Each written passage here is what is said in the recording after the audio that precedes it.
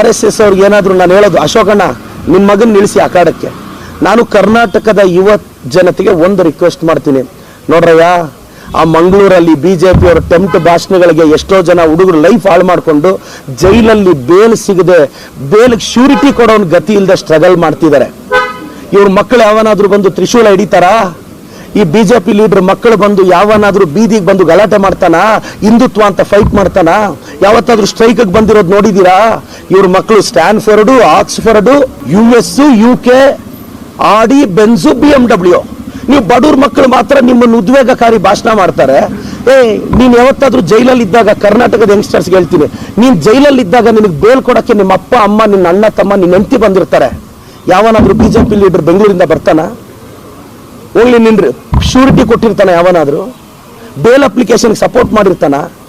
ಹೋಗ್ಲಿ, ನೀನ್ ಬೆಂಗಳೂರಿಗೆ ಬಂದ್ರೆ ಅವ್ರ ಮನೆ ಹತ್ರ ಬಂದ್ರೆ, ಪಾಪ ನೀನ್ ಹಿಂದುತ್ವದ ಗಲಾಟೆಯಲ್ಲಿ ಅರೆಸ್ಟ್ ಆಗಿದೆ, ಬಾರಾಜ ಟಿಫನ್ ತಿನ್ನೋ ಅಂತಾನ? BJP ಲೀಡರ್ಗಳು ಕಳ್ಳರು, ಎಲ್ಲ ಡೋಂಗಿ ಹಿಂದುತ್ವವಾದ ಅವ್ರದ್ದು. ಅವ್ರಿಗೆ ಶ್ರೀರಾಮಚಂದ್ರ ನಾಲ್ಗೆ ಅಲ್ಲ ಅಷ್ಟೇ ಇರೋದು, ನಮ್ಗೆ ಎದೆಯಲ್ಲಿದ್ದಾನೆ ಶ್ರೀರಾಮಚಂದ್ರ.